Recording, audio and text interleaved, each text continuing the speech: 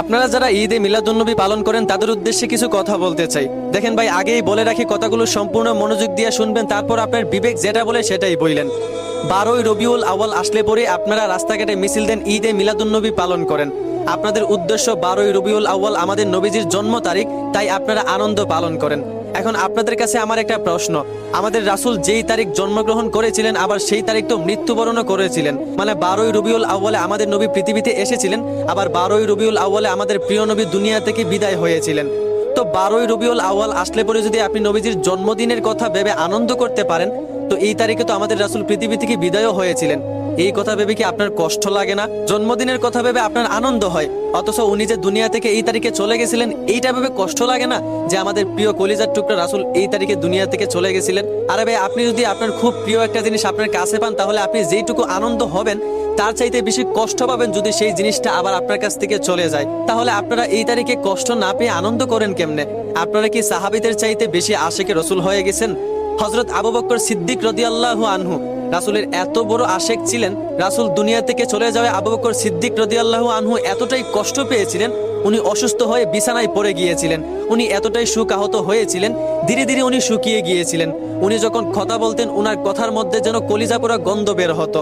উনি অসুস্থ অবস্থায় যেই বিছানায় শুয়েছিলেন সেই বিছানার উপরে একটি সামিয়ানা ছিল। উনার যখনই মনে পড়তো রাসূল আর দুনিয়াতে নাই, তখন উনি কষ্টে বলতেন, আহা আমার নবী নাই। এই যে উনি আহা বলতেন, একটা শ্বাস বের হতো।